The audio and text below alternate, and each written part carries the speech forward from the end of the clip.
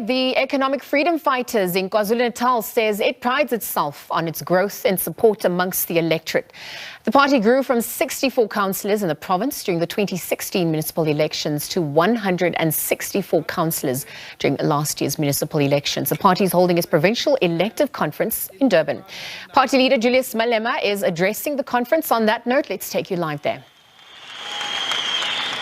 It is you, the KZN leadership, that gave us a lot of votes in the previous elections when the many doomsayers did not expect us to emerge in KwaZulu Natal. You have demonstrated under your leadership, KwaZulu Natal, that the EFF is not an organization of a particular tribe or province, that it is a national organization that exists in all corners of South Africa. We know today that KZN is the hope of the EFF and the people of South Africa when it comes to 2024. You have defeated tribalism. You have shown them that ours is not a tribal card, but a national question to address the oppression of the African people in general. We don't care what language they speak. We don't care where they come from. We are in an agenda to restore the dignity of an African child, irrespective of where they are found. You have made a miracle, even when they refused us to campaign in the hostels, even when they refused us to campaign in the rural areas. Even where the IFP wanted to threaten us, you went on your own without bodyguards. You broke new grounds and brought new votes into the EFF and showed the whole of South Africa that it is possible. Comrades, you do so because you know that a black life matters. You want an organization that is going to look after black people. You want an organization that will stand up for black people. You want an organization that will say what happened in Phoenix is nothing else but a hatred of African people by the minority Indians and whites who were killing our people senselessly without any recourse. We speak today following the July riots in KwaZulu Natal. No one has been held accountable even after killing our people. They roam the streets freely. They do as they wish because they do not regard a black life as a life that is worth living. Where do they get this strength from? Where they go around killing black people without any action taken against them? They get it from killing Chris Hani in 1993. They killed Chris in a senseless murder, and there were no consequences. No revolution followed after the killing of Commissar Mkhonto Wesizwe. No action followed following the killing of Chief of Staff of the People's Glorious Army. And once they killed Chris, they got confidence that if you kill black people, there are no consequences. That's why they proceeded to kill our people in Marikana. Nothing happened. No single person has lost a job. No single person has been arrested. The widows are still waiting for the answers as to what happened to their husbands, because their husbands are black and African and their life do not matter. If anything, a person who encouraged the killing of the workers of Marikana was elevated into the position of president, thanking him for having encouraged the killing of African people. Following the Marikana massacre, Phoenix followed till to date. No one has been held accountable. No one has lost a job.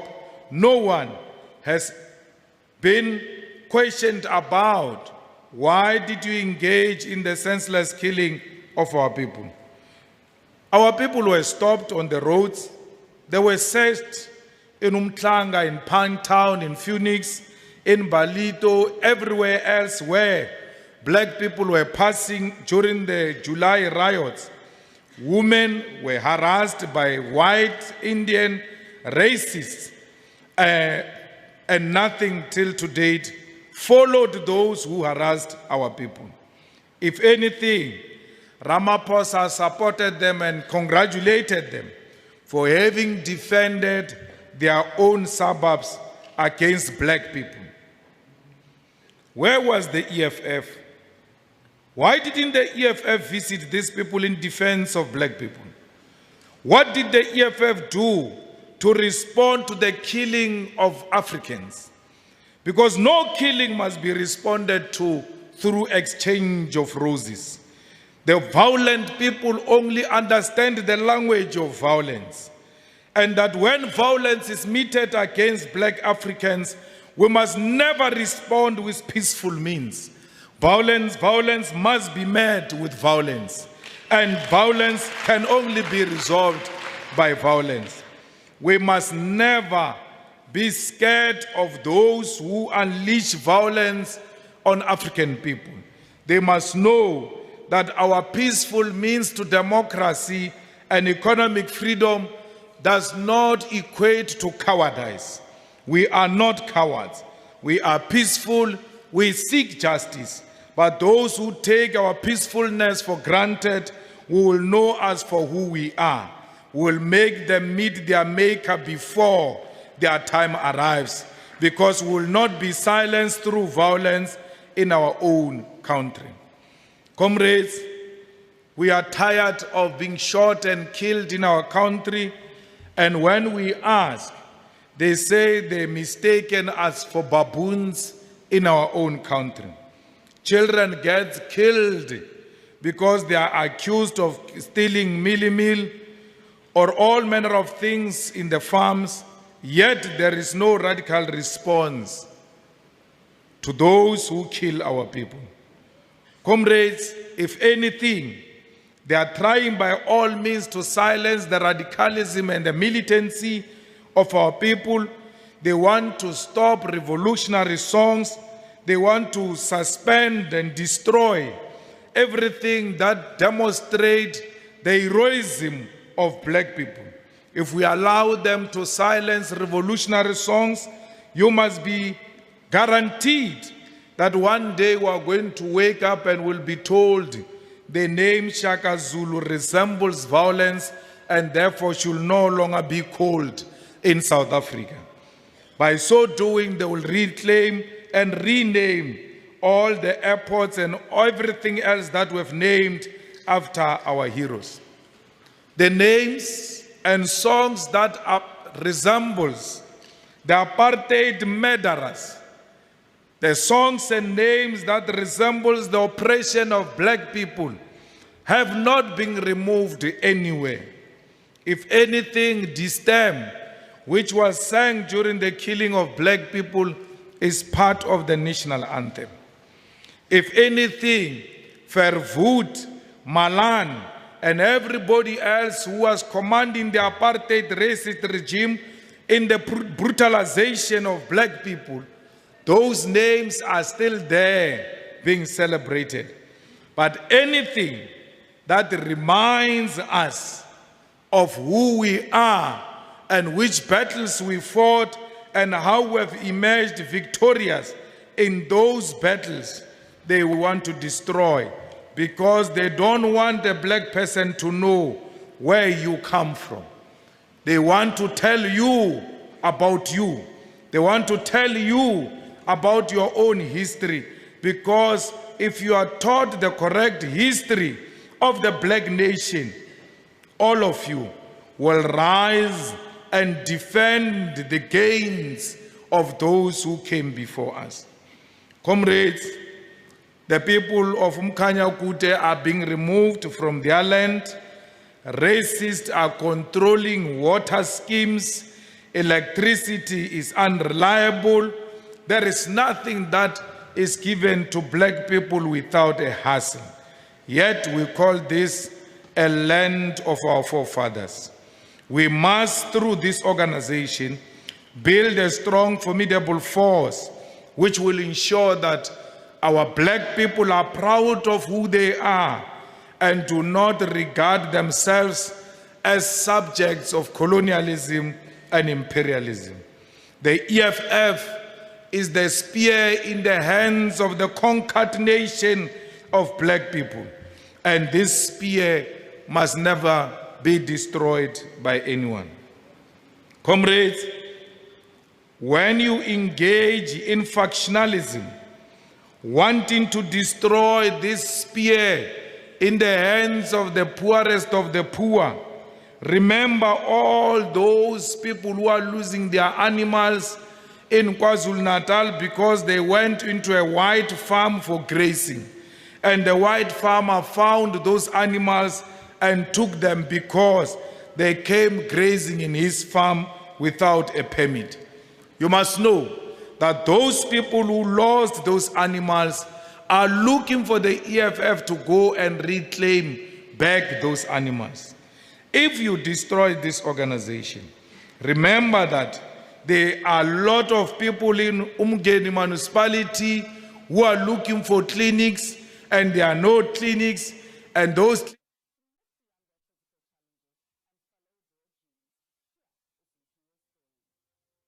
going to have clinics that open 24 hours. They are waiting for the EFF to arrive with those clinics that are going to open for 24 hours. But those clinics will never arrive if we come to this conference and engage in factional arrangement and destroy the only truck that is carrying the clinics that must be delivered in Umgeni that are going to open for 24 hours. You must know, as you engage in factional activities and in groups and choosing each other, that the youth of South Africa is waiting out there, not for who is leading the EFF, but for what is the EFF resolution when it comes to the unemployment of young people of South Africa. A lot of young people have graduated and do not have jobs. If anything, many of them are beneficiaries of 350, which does not restore their dignity. So they are waiting eagerly as to what are the resolutions of the EFF KwaZulu Natal People's Assembly. Many of us commit a problem of the ANC of thinking conference is about leaders, and that conference is about singing, and that conference is about getting t-shirts of the Third People's Assembly. But none of us has got a sponsored resolution that you will say when you leave here, I am happy the EFF adopted the resolution to put free sanitary towels in all offices of the EFF, which are not many, by the way, are just 11 offices in KwaZulu Natal. You go around saying you want free sanitary towels to be given to students, to be given to poor people in the communities. But in your package of this KwaZulu Natal People's Assembly, there are no free sanitary towels in the bag that you are giving to delegates. So charity begins at home. You haven't even noticed that there are no sanitary towels. You haven't even noticed that there are no condoms, because you are obsessed with who is going to lead the EFF in KwaZulu Natal. That's what you came here for. But leadership is nothing without resolution, because there must be resolution. Therefore, then leadership.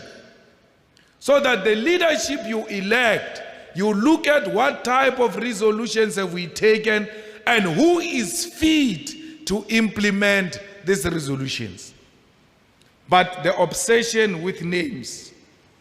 In the ANC, when you want to talk about politics and engage in the prevailing material conditions and what are the balance of forces, after a long presentation trying to persuade people on which direction to look at, They don't respond with a political response. After you have spoken about Fakugama, Baba, Fakigam, they don't want to hear politics. Now, you can't replace the ANC if you do the same things of the ANC. You cannot replace a tendency with the same tendency. You ought to come with an alternative solutions to what you think are the problem. And SG, this thing of you guys not sleeping in conferences, I don't agree with it. Because if you can't sleep, you can't think. So you need to rest. You need to rest. So that you wake up in the morning with fresh ideas and give direction as to where the EFF must go. So we don't want you to come here and sit the whole night and the following day we want resolutions. There are no resolutions because half of the conference is sleeping. So conferences of the EFF must be known as a festival of ideas, not as a battle for factions, not as a battleground for factions, but as a place where Marxism, Leninism, and Fanon are going to be practicalized. Because without any theory, a soldier who carries a gun without a political theory is a potential criminal. So we don't want you to come here and you have no political theory except sloganeering and factionalism. Because the vanguard party of the left will never be built by the people who do not even know what constitutes a working class. Because we first have to know who are we representing. We can only know that through Marx's theory of negation of negation. We have to know the law of dialectics in order for us to have the means to analyze the prevailing conditions in society. In the absence of Marx's theory, we will never understand what is the problem in eThekwini municipality. That's why we will surrender power to political criminals, because we have no theory to distinguish between thuggerism and radicalism. Others confuse thuggerism for radicalism. There is nothing revolutionary about anarchy. And many people think anarchy is the revolution. Anarchy is the highest form of disorder. And revolution is led. And disorder will never be led. A disorder people do as they wish. And we are not an anarchist organization. We are a revolutionary organization guided by revolutionary theory of dialectics, which must always find resonance when we meet together like this as the EFF. Today, we don't hear more about what's going to happen in the ANC conference except who must be the president of the ANC. President of the ANC to do what? They've given up. The only thing they know is positions. Why? They want to be councillors. They want to be mayors. Some of you are standing in this conference because you think you are going to be a councillor. You even forgot that we dealt with councillors last year. The matter is closed. You are too late to stand if you want to become a councillor. We have councillors already. So do not kill people for non-existing ambition, which will not be realized until 2026. By that time, we would have been to another provincial people's assembly. So save yourself from possible embarrassment by waiting for 2026, where you'll stand, maybe become a councillor as well. But for now, you are going to stand wanting to be a councillor and expose yourself. Comrades, the country has collapsed. We are on an autopilot. We don't know where the pilot is. Those who have the rumor say the pilot is at Palapala, sailing buffaloes and Ankol. That's why the plane does not have a pilot. When you are a president of South Africa, by law, you are not allowed to do any other business except to be a president of South Africa. Why? Because you are a pilot. You can't be a pilot at the same time in the same plane, be an air hostess and sell Zimbas in the plane and leave the plane leaderless because you are busy selling Zimbas. Your president told you that he sometimes leaves the seat of a pilot and goes and become an air hostess and sells Zimbas. So we are looking for a pilot because our pilot is no more. How can a president admit to have put dollars and dollars of rands under the mattress and that person still spend 24 hours in the office after admitting to have had dollars under the mattress? Such thuggerism. Ungathi sebenza nam umuntu oshayela ama-taxi. Uyachekisha every afternoon. He checks the money and put under the mattress. And when they steal the money from him, he doesn't go to police station. He goes and calls other taxi drivers to go and look for the other one who stole from him.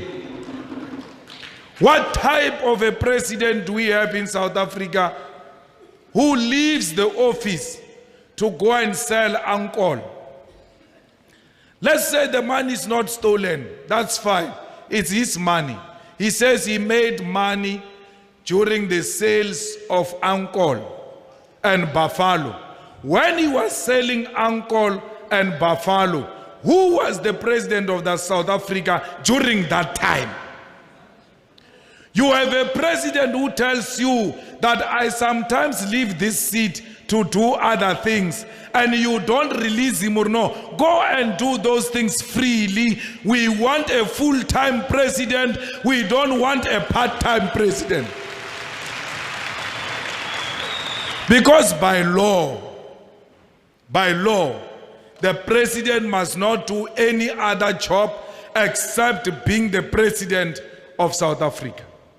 That's why are they not allowed to do other business? This country is too big to have a part-time president.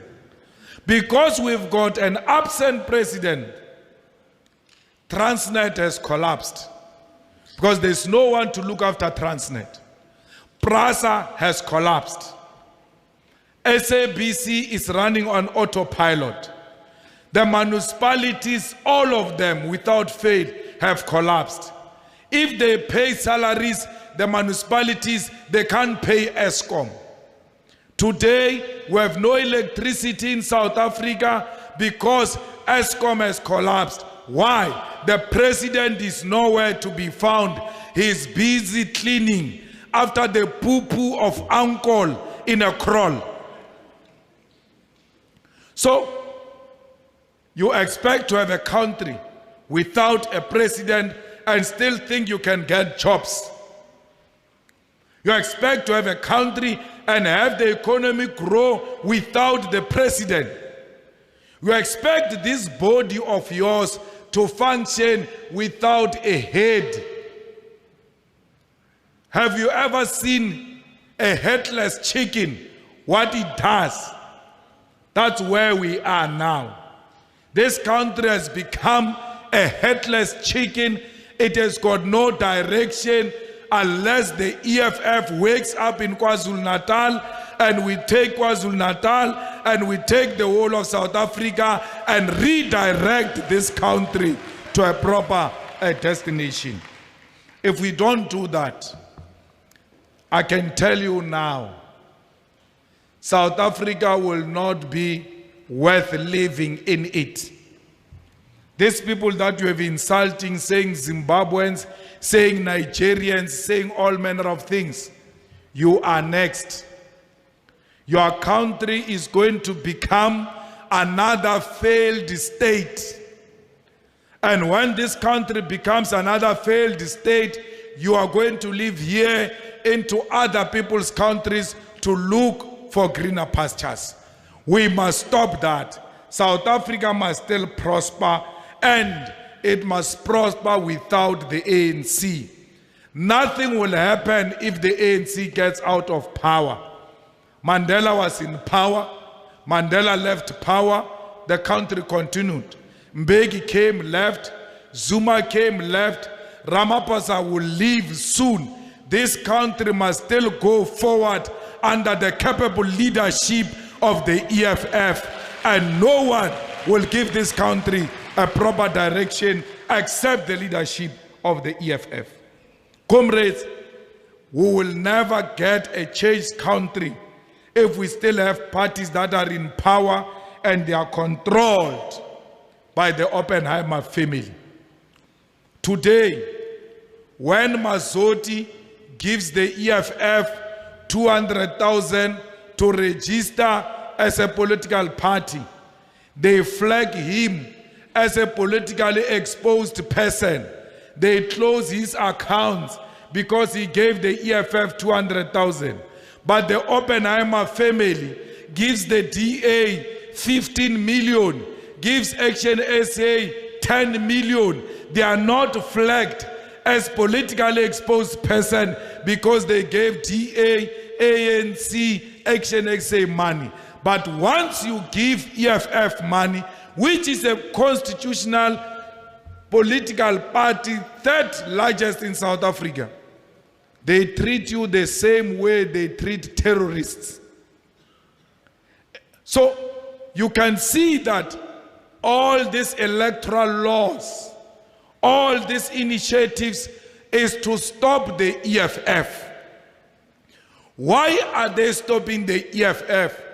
A white lady answered in one of the interviews, the EFF is the only party which will do what it says it will do, and which is the expropriation of land without compensation. They know the EFF will do that. They know that the EFF does not make commitments. It does not make promises. It makes commitments. When the EFF in UKZN says it's going to fight for free education and get all our children into school, if they don't have money to register or they have money to register, as long as they qualify, they will put them into school. All campuses of UKZN vote the EFF Student Command. Why? They know the EFF does not just talk. They are going to do what they said they are going to do. So when we say we're going to take the mines and give them to our people, the Oppenheimers hear us very well. When we say we're going to establish a state-owned bank, the Oppenheimers hear us very well. And that's why they are doing everything in their power to stop the EFF. Every law is aimed at ensuring that the EFF does not succeed in South Africa. Why? The EFF is the only revolutionary organization left in South Africa. There is no any other revolutionary organization that is scared of by white monopoly capital except the EFF. Not even RET forces in the ANC scare white monopoly capital than the EFF. The EFF is the only party that will restore the land in the hands of our people.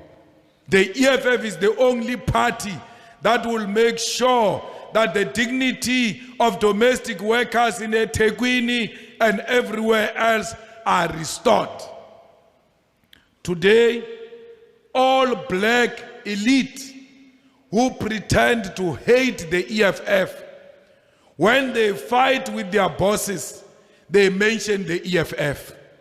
That if you don't do 1, 2, 3, we are going to call the EFF. Because they know that the EFF is the only thing a white man is scared of in South Africa. Why? The EFF is not in the pockets of white monopoly capital and has never taken money from reactionaries in South Africa. Comrades, we have passed a bill in Parliament to welcome independent candidates in 2024. Now, these NGOs say no, the bill is not what they wanted. We don't exist according to NGOs. We exist according to the mandate given to us by our electorate. The Constitutional Court said we must allow independence, and we have done exactly that. So 2024 elections is going to be a difficult election because some of you who are here, my water SG, some of you who are here are going to be independent candidates, by the way. Especially those who go to conferences and lose, and when they lose, they think we owe them something. So be ready. People are going to lose conferences and are going to be independent candidates. And that independent candidate is going to make our ballot paper the longest ballot paper in the history of elections. It is not going to be an easy election. So when you leave here, please prepare yourself to fight against the people you have been with in the EFF for a very long time. Because others are nothing else but opportunists who are prepared to destroy a political party in the name of personal interest.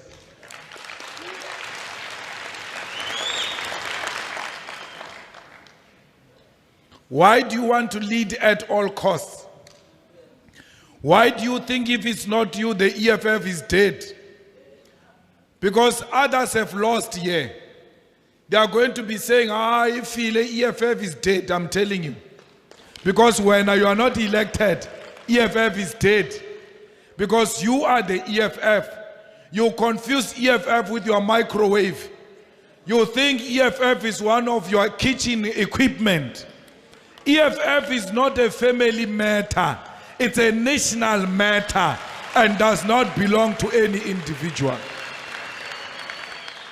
If you are right, let me tell you, contesting is not a declaration of war. It's democracy in action. There is nothing wrong with contesting. Sometimes you must do it even when you know you are going to lose, to test whether democracy is still working in the EFF or not.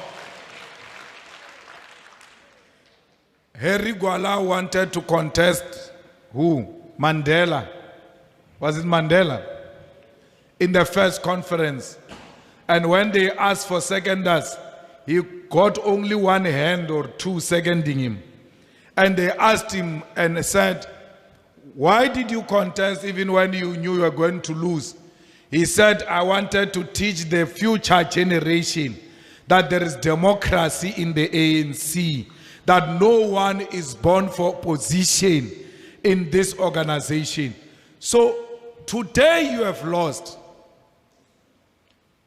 Because the majority said you must not lead. It's a democratic decision that must be respected. Because in the EFF we lead through democratic centralism.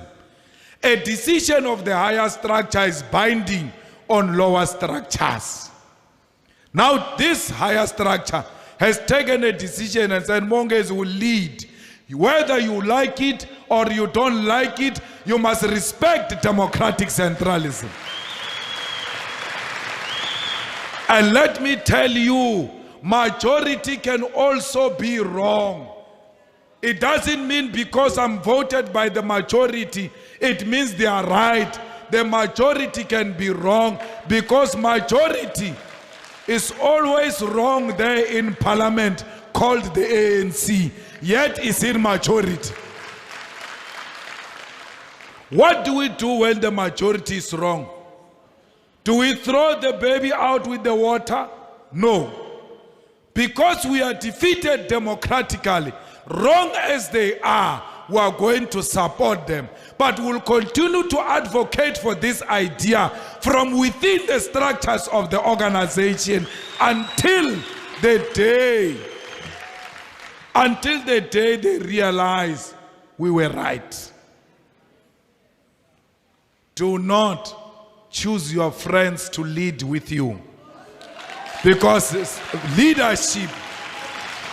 leadership that is meant out of friendship is going to fail.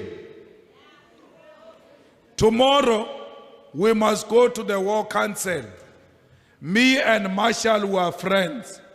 We go drinking at Max's place. When we arrive at the War Council, there are no minutes. When I say to the Secretary General, where are the minutes? Or you know where we were yesterday. Once you don't have the minutes, that is the beginning of the degeneration of the organization, and it will die a natural death. Let me teach you. The criteria we use to elect leadership is not whether am I speaking to that person or not. It's not whether am I friend to that person or not. I can hate you personally. We can fight over a boy or a girlfriend. It doesn't matter when it comes to election of leadership. What matters is, does this person love the EFF? When we call for putting up posters, does this person come? When we do door to door, does this person come? When we ask for reports, does this person report and report honestly about the work done? If this person ticks all the boxes, even if I don't like this person, I must just say shame. We're turn the EFF shame. Let's elect him. On the basis of that, why do you want to elect the people on the basis of proximity to them? Why do you want to elect people even when you know that they've got no qualities of leadership? Why do you want to destroy the investment you have made in other leaders? Why is one conference replacing the other conference? What happens to institutional memory? What happens to the investment we have made in individuals? Because every election means ushering in of new people out of jealousy and nothing political. Are we going to have new leaders every time we meet? Or are we going to invest in the leadership of the EFF that is tried and tested, that knows the weaknesses of our organization and is prepared to build from that? In Western Cape, well, a very good afternoon to you. We step out of that address. Of course, that was EFF's Julius Malema delivering his closing remarks to party members at the 3rd Provincial People's Assembly, the KZN elective conference, which kicked off on Friday. He's made very strong remarks early on in his speech around last year's July 2021 July unrest, making specific reference to Phoenix and how many black people were targeted and, killed during that violence. He's also touched on the Phala Phala saga, saying that South Africa is being led by an absent president. Of course, the party elected new leaders. We'll bring you all the very latest from that EFF conference.